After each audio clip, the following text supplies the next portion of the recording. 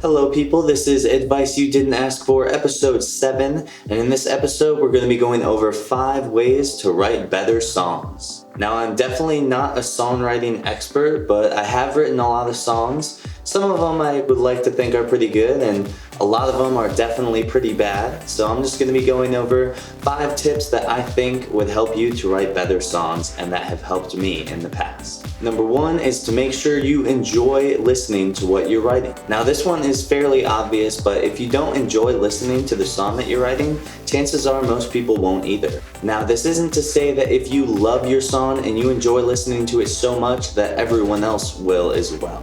We all have different tastes in music, some a little more obscure than others, but it's important to look at your song objectively sometimes. It's easy to really enjoy listening to your song when it's your baby that you've poured in hours and hours working on, and you've seen it grow from just a couple of chords into a full-on song.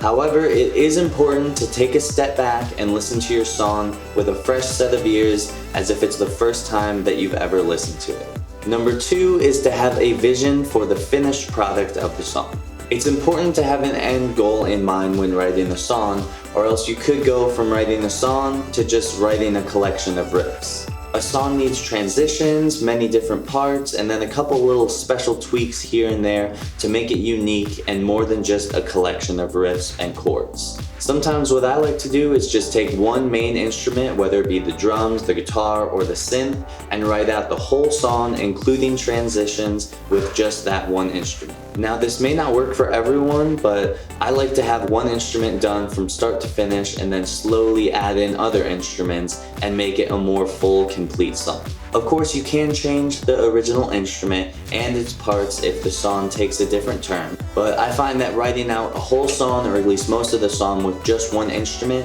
is a good way to knock it out in a short amount of time and make sure that you see it to the end. Number 3 is to make your song interesting. Now don't be afraid to throw in some wacky samples or pitch shift stuff, or slow it down or speed it up throughout your song. And most definitely do not be afraid of tempo or meter changes. Things like that can really take a song to the next level, like when the last chorus is transposed a third up, or maybe the bridge is slowed down in tempo and changed to 3/4 meter instead of the rest of the song, which is in 4/4 meter. Here's an example of one of my songs where I slowed down the tempo and I also transposed the bass to give it a really big, slow, dark ending.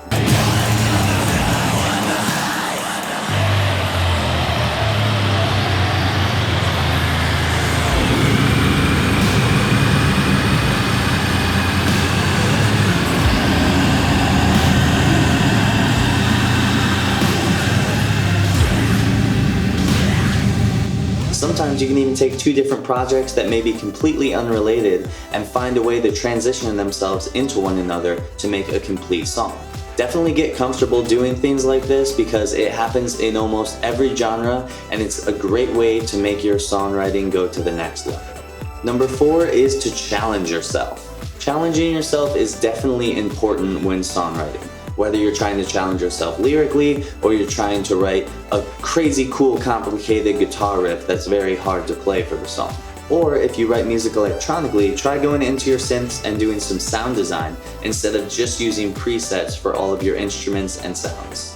Sure, not everything you write has to be super difficult or complex or hard to play or anything like that, but definitely try and get out of your comfort zone every once in a while when songwriting, and you might find some great things come out of it. And number 5, last but not least, is to compare your songs to other songs. Now, when I say compare your songs to others, I don't mean you should get discouraged when your song isn't as good as the songs on the radio that have a budget and a team full of highly skilled musicians and engineers to create them. I mean, you should really analyze your songs and analyze the songs of artists that you like and are inspired by as well. For example, if you write pop songs or singer-songwriter stuff, really try and listen to songs by Ed Sheeran or John Mayer and analyze what they're doing in those songs and how they're written. Try and really figure the songs out and find out ways to give your songs the same feel. And most of all, just keep writing more songs and keep practicing.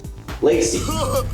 Eat my ass! Alright, that was 5 ways, in my opinion, to write better songs. If you would like to check out more of my music, you can find it on Spotify, iTunes, Apple Music. I'll link it in the description below. And it's also on SoundCloud, where if you dig deep enough, you can find the really bad stuff. Thank you so much, and like and subscribe for more advice you didn't ask for, and we'll see you in the next episode.